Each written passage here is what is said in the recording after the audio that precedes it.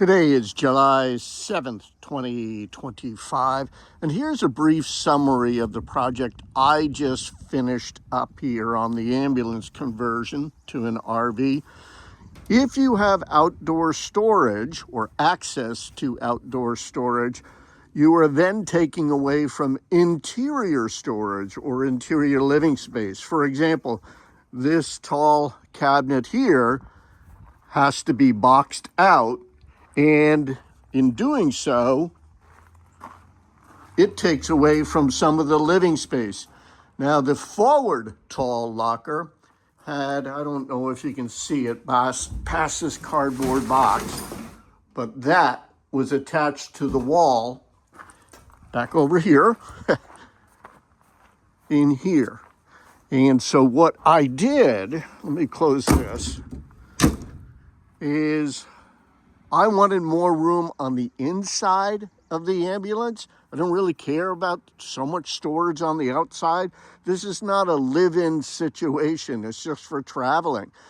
And so what I did is I cut the door at the same height as this one, and I patched in where the door handle, door trigger was mounted. I also welded in this bottom piece here and welded on this top piece, and I modified the trigger bars and cut in the handle here. Now all of this is going to be removed for painting when I get ready to do that. I cut the hinge down and I epoxied in. It is a metal to metal epoxy. It's special. It's for this, the top section, because every time I TIG weld, there's just so much heat that is absorbed by the aluminum that it's just so much warping. Plus the aluminum, this thing is 24,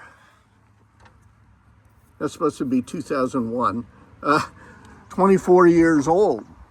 So anyway, I had to modify where this goes.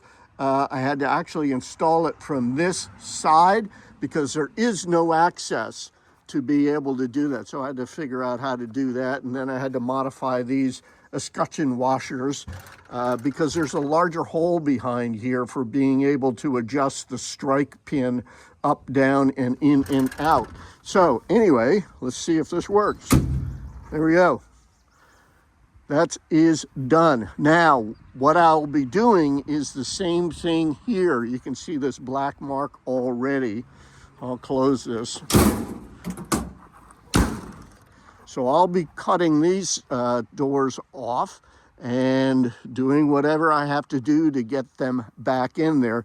Then they will open and close from the bottom section.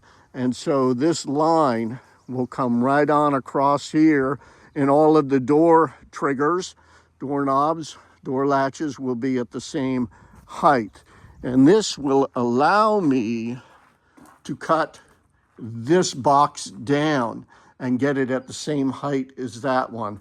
So we'll have, I'll climb in here, we'll have more living space. So if you can imagine, this box here was attached here. Now I have videotaped all that I have done to this project, and I'll be putting a video together on how I did this in the near future, but that's for rainy days, and we haven't had many because I'm working outside. I don't have a shop. I have to make hay while the sun is shining and the rain's not falling. But you can see here how much space this cabinet takes up, and I don't need that on the outside. I'd prefer to have more room on the inside.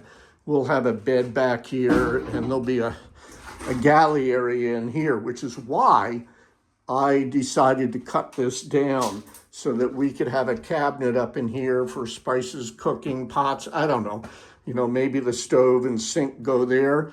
We really aren't sure. I'm trying to get the ambulance to where it's a full blank canvas for us to work with, make decisions on what we want where. I can tell you that a shower and head will go up in that forward corner. So that is the update for where we are right now. again, I'll be cutting these two doors down along that line, and then all of these doors and door latches will be at the same height.